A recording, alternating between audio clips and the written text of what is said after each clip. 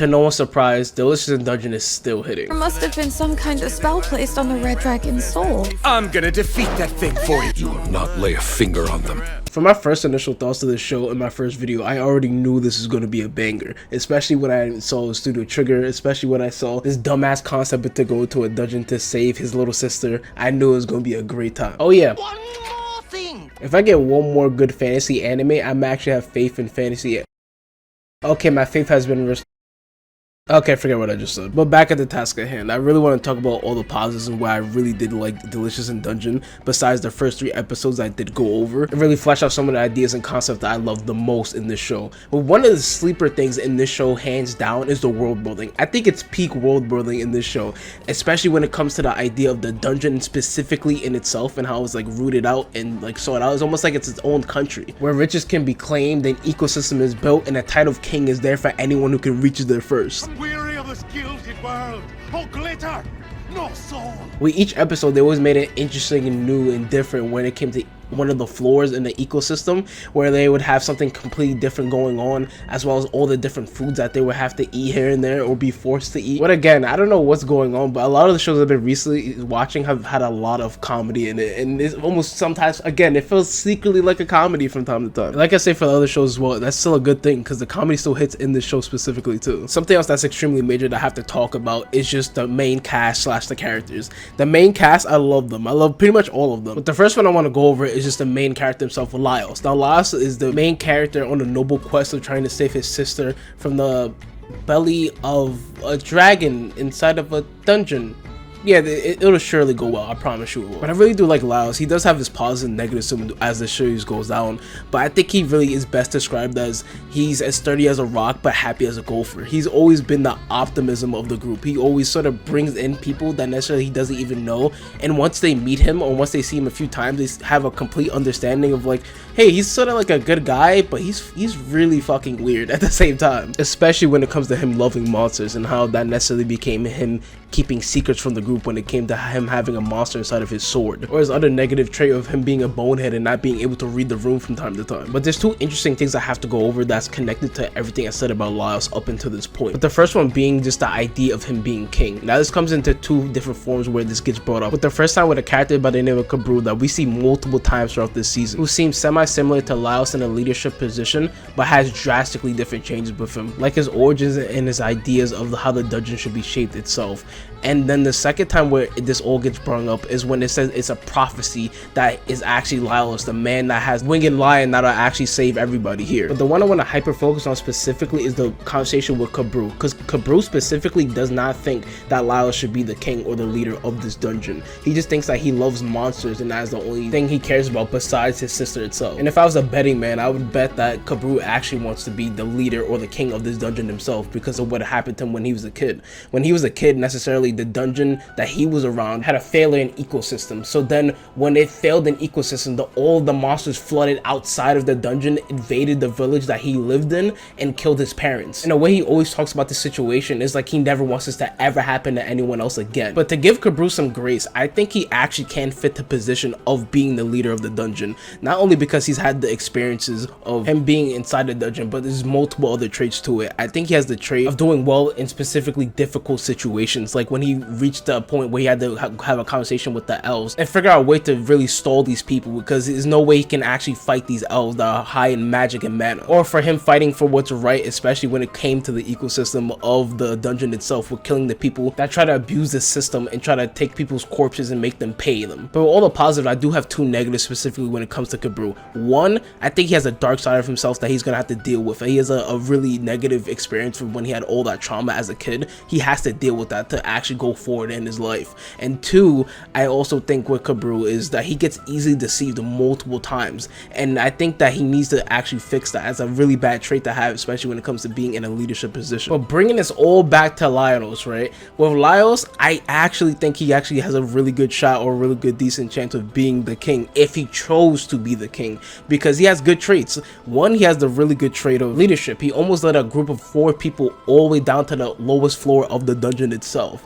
Then there's also also the idea of him having so much optimism that could really necessarily help all the people that are out there if you're leading these people to greater tomorrow. And even the negative trait that I gave him as a person, it actually fits in a king role or a leadership really good role, which is just the ability to lie to people. You're gonna have to lie to people here and there, especially when you're a king or leadership. You can't cause fear. If you cause fear, especially in a society, it can easily make it collapse in a second. Sometimes you have to tell someone that it's okay and it's alright, so you can actually make it through it and make it be okay and it's alright. Just like we see that the dwarf that's talking to the king of the island, he's always advising him and always saying like, it's gonna be good, it's gonna be fine, just do this, do that, it will be fine. Now it's time for the second thing I really wanted to talk about, which is with Lios and Shinsuke. It's the battle of ideals. His name is actually Shoru. I don't know what possessed me to say Shinsuke 80 million times, but my bad. To quickly go over Shinsuke, Shinsuke is basically the samurai that was with them at the beginning of the story, but when they lost Fallon to the dragon, he just left because he didn't want to go back in the dungeon right now. He wanted to actually leave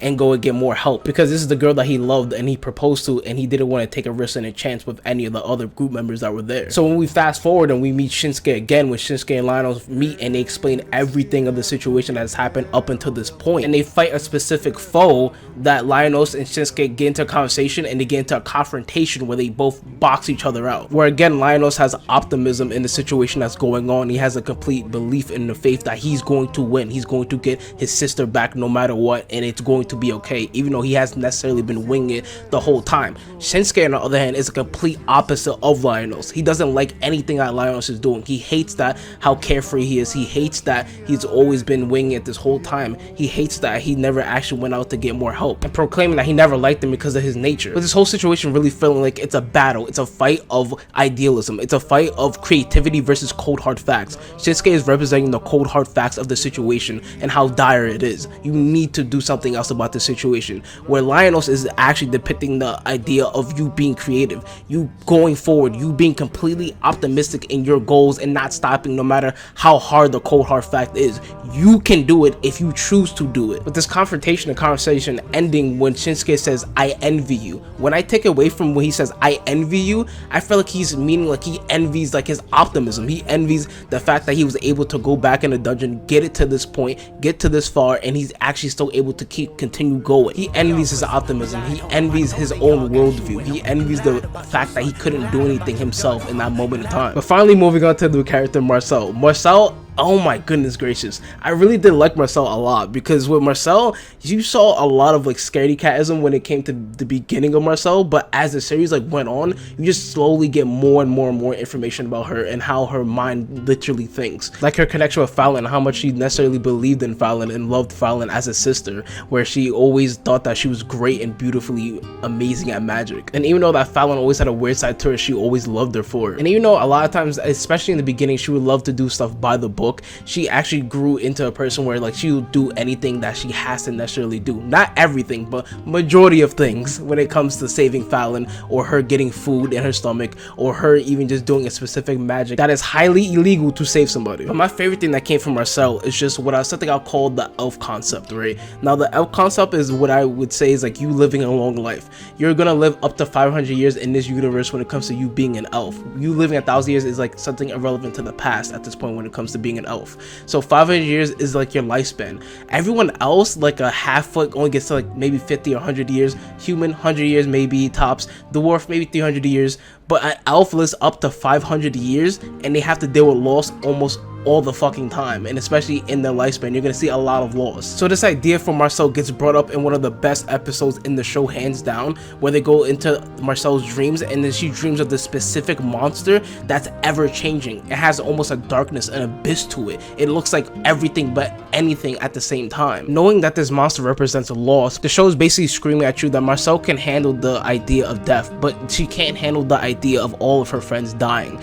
all of the people that she's met all the way up until this point die or at an early age, and she's still going, almost to a certain point where it feels like the monster's a little bit of depression, and even her falling into the abyss of that monster and just like letting go, just letting death take you at that point so you can maybe be with your loved ones on the other side. But the point is that you shouldn't do that. You should keep going. This is not what they would want for you. You yourself have to keep moving forward no matter what, especially when there's so much more to live for, and especially in Marcel's case, place when she has Fallon. She has Fallon that she brung back, and her ideas of magic as well sort of get shaken when Fallon herself doesn't come back as regular Fallon when she turns into that dragon, leading Marcel to ask the question in her head, is any of this worth it? Is any of this the point? Like, what is the point of any of this? Leaving her in a complete crisis, but just having her remember that she has a whole bunch of things that she's with and fighting for, i.e. the group as well as Fallon. And the best person that sort of comes in there is, like I said before, the most optimistic person is Lios, to help her remember that she should still keep fighting the good fight. Now, someone I want to talk about, which might be a little quickly, but I do want to emphasize on, is Chillchuck. Chillchuck himself puts a narrative on himself. He puts out a narrative that he only does stuff for money. He puts out a narrative that he's extremely cowardly. He puts out another narrative that he doesn't actually care about these people, but it's all a facade. It's fake. It's not real. You're a phony!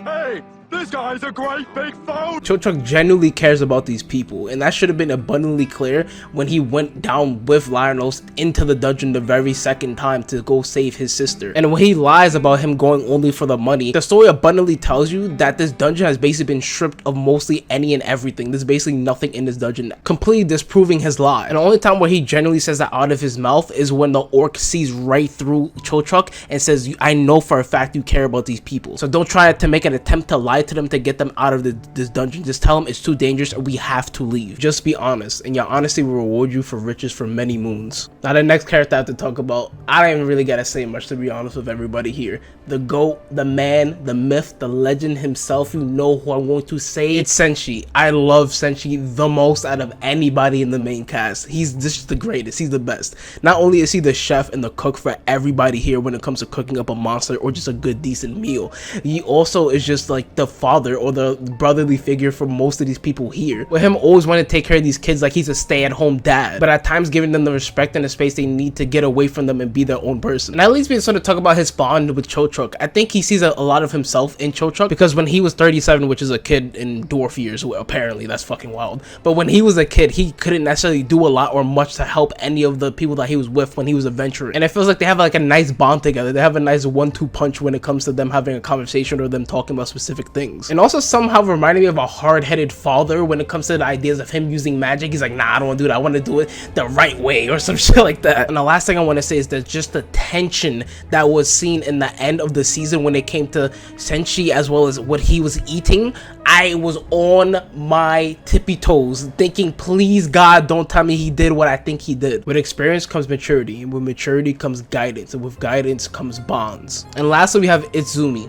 Itzumi. Yeah, you know I'm terrible with names. Come on now. Alright, Itzumi, right? Itzumi, I think she gets best personified by this tale right here. Now, the tale I'm talking about is with the scorpion and frog. So I'm just going based off of memory of what I specifically remember from this story. So the story starts out with a scorpion and a frog. The frog and the scorpion talk to each other. They have to cross the river. Now, the scorpion suggests, let me get on top of your back. If you let me get on top of your back, I won't sting you. And the frog is like, no, you will sting me. And the scorpion says, no, I won't, because we will both die. Why would I do that? Now, they both get on top of each other. Then they go across the river. And as soon as they get to the middle of the river, he stings the frog. And as they're both drowning, he asks him, why would you do that? We're both going to die. And he's like, it's in my nature. It's in my nature. Now, some of you may be asking, why do I compare this story to her? And one specific scenario when it came to Itzumi, she chose to let the group fend for themselves when it came to wolves. She didn't want to necessarily fight the wolves. She just ran away and walked away to go find another different pathway.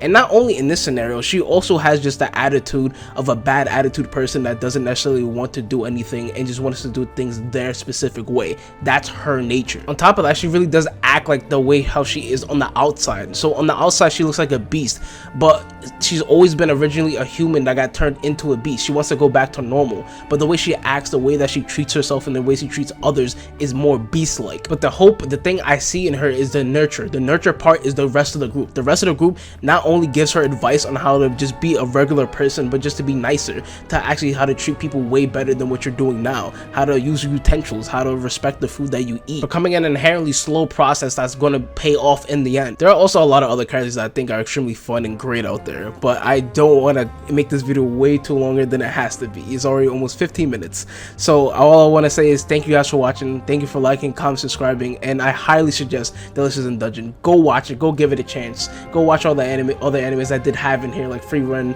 But other than that, I'll see you guys in the next one. Goodbye.